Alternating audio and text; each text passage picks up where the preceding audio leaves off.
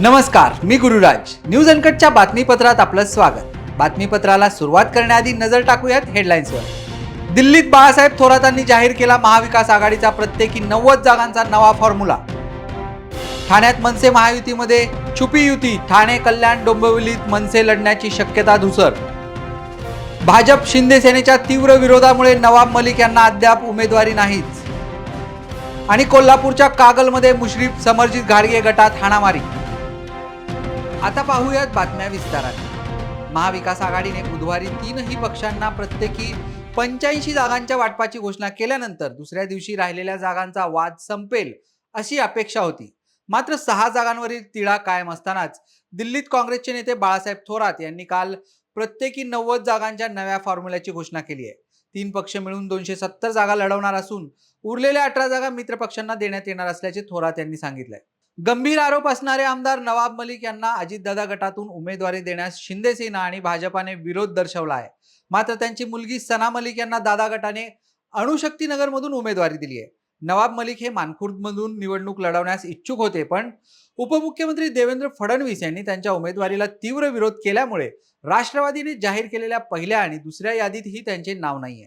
मुख्यमंत्री एकनाथ शिंदे आणि मनसे अध्यक्ष राज ठाकरे यांच्यातील जवळीक गेल्या काही महिन्यात वाढल्याचे चित्र आहे. त्यामुळेच की कोपरी, पाचपाखाडी, अंबरनाथ, कल्याण पूर्व अशा काही विधानसभा मतदारसंघात संधी असूनही मनसेने शिंदे सेनेविरुद्ध उमेदवार दिले नसल्याचे मत राजकीय निरीक्षकांमध्ये व्यक्त होताना दिसत आहे.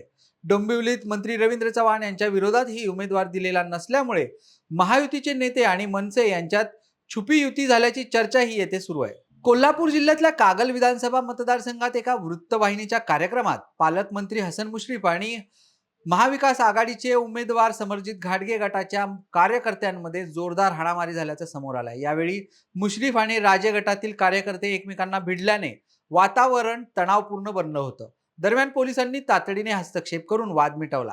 मात्र या निमित्ताने मतदानापूर्वीच या निवडणुकीला गालबोट लागल्याचं चित्र दिसून येतं. विधानसभा निवडणुकीच्या पार्श्वभूमीवर पोलिसांची नाकाबंदी सुरू असतानाच रायगड पोलिसांनी शुक्रवारी पहाटे मुंबई पुणे द्रुतगती मार्गावरील खालापूर टोल नाक्यावर अंदाजे 10 कोटी रुपयांची चांदी जप्त केली आहे. टेम्पोमधून चांदीची मोठ्या प्रमाणात वाहतूक होत असल्याच्या माहितीवरून पोलीस पथकाने खालापूर टोल नाक्यावर सापळा रचून टेम्पो आणि चांदी ताब्यात घेतली आहे. बातमीपत्रात वेळ झाली छोट्याशा विश्रांतीची. पाहत रहा न्यूज अनकट.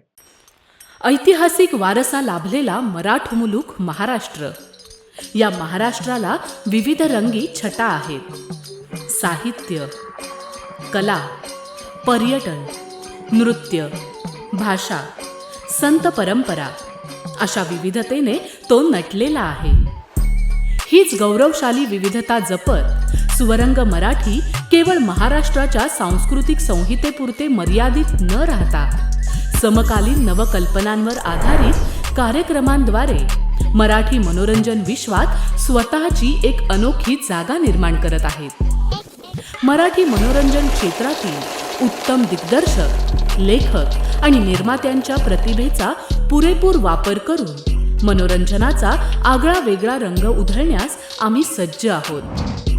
स्वरंग मराठीचे उद्दिष्ट मराठी मनोरंजन क्षेत्रामध्ये मनोरंजनाची वहिवाट सोडून रूढीवादी पद्धती तोडून मनोरंजनाचा समृद्ध अनुभव प्रदान करून देण्याचा आहे.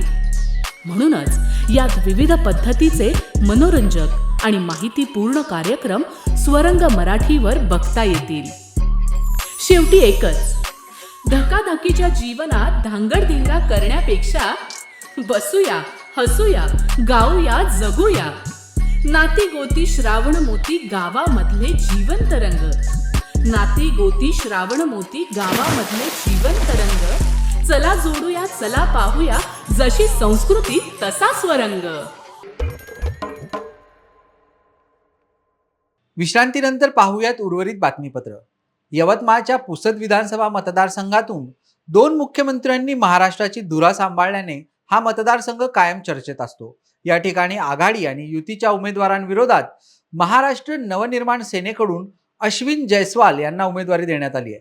भाजपामधून मनसेमध्ये प्रवेश केलेल्या अश्विन जयस्वाल यांना उमेदवारी देण्यात आल्याने त्यांच्याबाबत कार्यकर्त्यांनी मत व्यक्त केलं आहे. पाहूयात काय म्हणाले जयस्वाल. मी अश्विन जयस्वाल, पुसद विधानसभा मी सर्वप्रथम धन्यवाद करतो राजसाहेब ठाकरे यांचा की त्यांनी माझ्यावर विश्वास व्यक्त करून पुसद विधानसभाची उमेदवारी मनसेकडून मला जाहीर केली. मी एवढं सांगू इच्छितो की पुसदमध्ये विकास आपल्याला करायचा आहे आणि परिवर्तन घडवून आणायचं आहे. आता खूप काही असे मुद्दे आहे, पण मी जे ठळक मुद्दे आहेत ते तुम्हाला सांगतो की 45 गावाला जिथून पाणी दिसते पण पाणी भेटत नाही.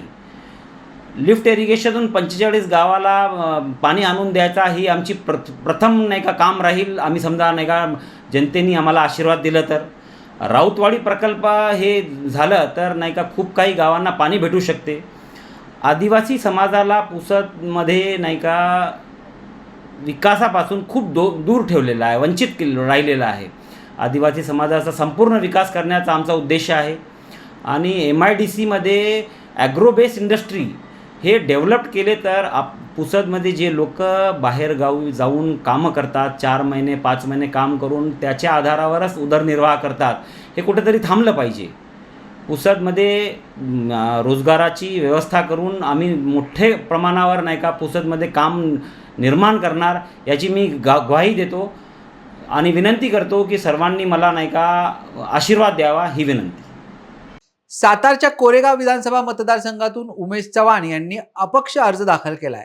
माझी उमेदवारी ही प्रस्थापितांच्या विरोधात असून महिलांवरील अन्याय, महागाई, बेरोजगारी अशा अनेक प्रश्नांवर मी आवाज उठवणार आहे, असं मत चव्हाण यांनी माध्यमांशी बोलताना व्यक्त केलंय. तर येणारी विधानसभेची निवडणूक अतिशय चुरशीची आहे, अतिशय महत्त्वाची आहे. त्याचबरोबर इथले प्रस्थापित आणि विस्थापितांच्या विरोधात ही निवडणूक आहे. खऱ्या अर्थानं आज महाराष्ट्रामध्ये बघतोय आपण महिलांच्यावर होत असलेला अन्याय, महागाई, बेरोजगारी, सुशिक्षित बेरोजगारी असे अनेक प्रश्न आहेत. मात्र इथले सत्ताधारी आमदार आणि विरोधी आमदार याबाबत कुठल्याही प्रकारचा आवाज उठवत नाही. म्हणून मी आज कोरेगाव विधानसभा मतदारसंघातून माझी उमेदवारी जाहीर केलेली आहे. आज फॉर्म भरतोय. खऱ्या अर्थानं आज असंख्य कार्यकर्ते येऊन आम्ही कोरेगाव विधानसभेची निवडणूक ही लढतोय आणि खऱ्या अर्थानं लोकांचे प्रश्न, सर्वसामान्य लोकांचे प्रश्न हे खऱ्या अर्थानं विधानसभेत मांडले पाहिजेत. मात्र इथले आमदार कुचकामे आहेत, कधीही सर्वसामान्य लोकांचे प्रश्न मांडलेले दिसून येत नाही. म्हणून ही माझी उमेदवारी आहे. खऱ्या अर्थानं इथल्या प्रस्थापितांना धडा शिकवण्यासाठी ही उमेदवारी आहे.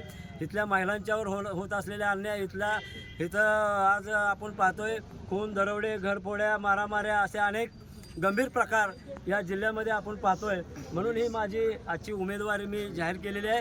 खऱ्या अर्थानं मी अपक्ष म्हणून माझा अर्ज या ठिकाणी दाखल केलेला आहे आणि ही लढाई खऱ्या अर्थानं या लढाईला सुरुवात झालेली आहे असं मी जाहीर करतो. सर्वच राजकीय पक्षांनी बहुतांश मतदारसंघातील आपल्या उमेदवारांची घोषणा केली आहे. यानंतर अनेक ठिकाणी विविध पक्षांचे उमेदवार आपापला उमेदवारी अर्ज दाखल करताना दिसत आहेत. यातच राळेगाव मतदारसंघात भाजपाचे डॉक्टर प्राध्यापक अशोक उईके यांनी मोठे शक्ती प्रदर्शन करत तिसऱ्यांदा आपला उमेदवारी अर्ज दाखल केलाय. पार्टीचे राष्ट्रीय आणि प्रदेशाच्या नेत्यांनी माझ्यावर प्रचंड विश्वास दर्शवून तिसऱ्यांदा मला भारतीय जनता पार्टीचा उमेदवार म्हणून घोषित केलं. याच्यापेक्षा मला दुसरा कुठलाही आनंद होऊ शकत नाही. गत 10 वर्षामध्ये राळेगाव विधानसभा मतदारसंघामध्ये जनतेची सेवा करण्याची संधी प्राप्त करून दिली भारतीय जनता पार्टीने. आज महायुतीचा उमेदवार म्हणून हजारोच्या संख्येने आज उमेदवारी अर्ज दाखल केला. तुम्ही उपस्थिती पाहत असेल, कारण जनतेची सेवा केली, गरिबाचं कल्याण केलं, जनसेवक म्हणून जे काम केलं त्याचं हे सार्थक आहे. आज उमेदवारी दाखल करतेवेळी तळागाळातून आलेला कार्यकर्ता, खेड्यापाड्यातून आलेला कार्यकर्ता उत्साही होता. हे जिवंत उदाहरण तुम्ही पाहिलं. भविष्यामध्ये दिनांक 20 नोव्हेंबरला होऊ घातलेल्या मतदानाच्या दिवशी कमळ चिन्हासमोरची बटन दाबून प्रचंड मतानं मला निवडून आणेल असा मला प्रचंड आत्मविश्वास आहे. आणि आजची जी रॅली आहे, नामांकन अर्ज दाखल करण्याचा जो प्रयोग आहे, हा निश्चितच सार्थक ठरेल अशा प्रकारचं तुम्हाला आश्वासित करतो. ठीक आहे, ओके. सातारच्या फलटण कोरेगाव विधानसभेसाठी आमदार दीपक चव्हाण यांनी महाविकास आघाडीच्या वतीने उमेदवारी अर्ज दाखल केला. या मतदारसंघात सलग 3 टर्म म्हणून आमदार म्हणून राहिलेले दीपक चव्हाण यांनी काल फलटणचे ग्रामदैवत प्रभू श्रीरामाचे दर्शन घेऊन संजीवराजे नाईक निंबाळकरांच्या उपस्थितीत शक्ती प्रदर्शन करत अर्ज दाखल केला. पंढरपूर मतदारसंघातून वसंतराव देशमुख यांनी उमेदवारी अर्ज दाखल केला असून राष्ट्रवादी काँग्रेसचे प्रमुख शरद पवार यांच्या आदेशानुसारच आपण अर्ज भरल्याचे त्यांनी सांगितले. माझ्या उमेदवारीची शिफारस करणाऱ्या पंढरपूर मंगळवेढा मतदारसंघातील नेते मंडळींचे वसंतराव देशमुख यांनी आभार मानले आहे. यावेळी त्यांच्या समवेत अनेक सहकारी उपस्थित होते. नाना कोणत्या पक्षातून फॉर्म भरला आहे? मी आता राष्ट्रवादी काँग्रेस शरद पवार गटाकडून अर्ज भरलेला आहे आणि अपक्ष एक भरलेला आहे. बरं. असे 2 फॉर्म भरलेले आहेत. पवार साहेबांकडून तुम्ही मागणी केली हो, होती, मागणी काय केली. तिथून शब्द मागणी वगैरे केली. अजून तर काही निर्णय आलेला नाही त्यांचा. हं. त्यामुळं आता दिवस चांगला असल्यामुळे भरून ठेवला आहे. हं. मिळायची गॅरंटी कितपर्यंत आहे? अशी गॅरंटी कोण सांगणार? हं. काय ते निर्णयावरची घेतील ते घेतील, पण आपण त्यांच्यापर्यंत पोचलोय. अध्यक्षांना भेटलोय, साहेबांना भेटलोय, सगळे जे आहेत वरचे विजयदादांना भेटलोय, दोन्ही खासदारांना भेटलोय. सगळ्यांना भेटून मागणी केलेली आहे. उमेदवारी मिळून न मिळून लढायचं ते ठरवू कार्यकर्त्यांना विचारून. एकदा उमेदवाराचं काय येतंय बघू आणि त्याच्यानंतर आम्ही सगळे कार्यकर्त्याची मिटिंग घेऊ आणि त्यात काय ठरेल ती मग ठरवू. विरोध बालकेंनी पण काल अर्ज दाखल केला आहे. पण म्हणतायत पवार साहेबांनी सांगितलं नाही. आता त्यांनी सगळ्यालाच सांगितलेलं आहे की बघू, कळवू आम्ही. मग जवळ 11-12 लोकांची मागणी आहे. अजून तर काय कळवलेलं नाही. आता बाकीचे झाले निर्णय, पण आपल्यातले निर्णय काय अजून झालेले नाही. बातमीपत्रात वेळ झाली छोट्याशा विश्रांतीची. पाहत रहा न्यूज अनकट.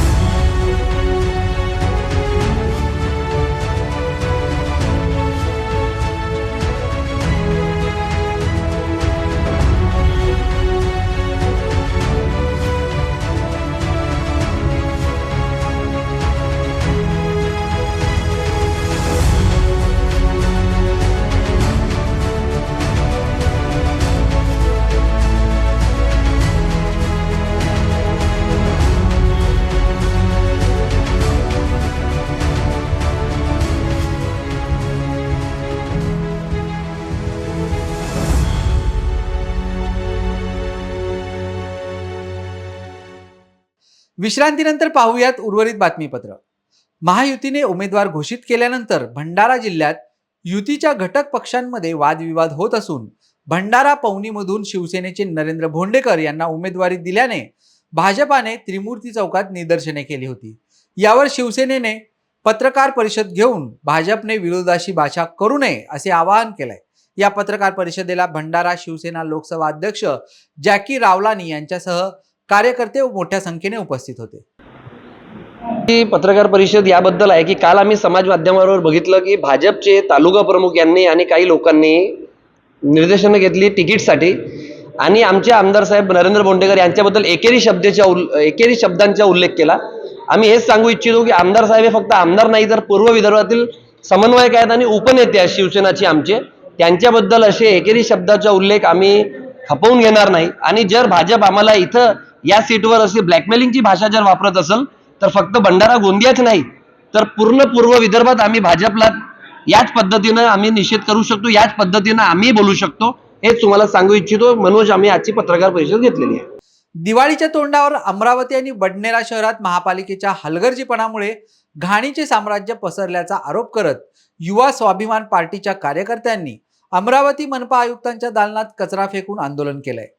शहरात कचऱ्यामुळे डेंग्यू, चिकुनगुनिया, मलेरिया यासारखे आजार पसरले असून याला कारणीभूत मनपाने नेमलेले कंत्राटदार असल्याचा आरोप युवा स्वाभिमान संघटनेने केलाय. मी पराग चिमोटे, युवा स्वाभिमान पार्टी ग्राहक मंच शहराध्यक्ष. अमरावती शहरात, संपूर्ण अमरावती शहरात मुख्य भागात प्रत्येक गल्लीत दिवाळीच्या तोंडावर लोक आपापल्या घरची साफसफाई करून राहिले. पण अमरावती महानगरपालिकेला थोडीशी जनतेची काळजी नाही आहे. 2 पेशंट डेंग्यूनं वारले, त्याच्यावर या अंमलबजावणी काहीच अमरावती महानगरपालिकेने केलेली नाही आहे. आणि अमरावती महानगरपालिकेत साफसफाईचे कंत्राटदार नेहमी दिवाळीच्या तोंडावर आंदोलन करतात, काम बंद आंदोलन. हे काम बंद आंदोलन फक्त नावात पेपरमध्ये छापापुरतं आहे. आणि हे काम बंद यांचं वर्षोंगिनतीपासून काम बंदच आहे. काम कधी सुरूच नाही केलं तर बंद करणार आहे काम आहे. त्याच्यासाठी आज आम्ही महानगरपालिकेत मनपा आयुक्तांना निवेदन द्यायला आलो होतो. पण निवेदन न घेता त्यांनी आमच्यासोबत जबरदस्ती पहिले बाहेर त्यांच्या गाडणी केली. आम्ही त्यांच्या गेटवर कचरा फेकलेला आहे. आणि याच्यानंतर हे 2 दिवसात जर हा कचरा साफ नाही झाला तर दिवाळीच्या दिवशी मनपा आयुक्त साहेबांच्या घरात नेऊन आम्ही कचरा फेकू आणि याचा निषेध नोंदवू. आगामी विधानसभा निवडणुकीच्या अनुषंगाने पोलीस यंत्रणा सज्ज झाली आहे. अहिल्यानगर जिल्ह्याच्या विविध विधानसभा मतदारसंघात इंडो तिबेटियन बॉर्डर पोलीस फोर्सच्या जवानांनी निवडणुका भयमुक्त वातावरणात पार पाडण्यासाठी पोलिसांसह पथसंचलन केलंय. यावेळी हिंदू तिबेटियन बॉर्डर पोलीस फोर्सचे वरिष्ठ अधिकारी, शेवगावचे पोलीस निरीक्षक समाधान नागरे तसेच इतर अधिकारी उपस्थित होते. वेळ झाली या बातमीसह या बातमीपत्रात इथेच थांबायची. पाहत राहा न्यूज अनकट.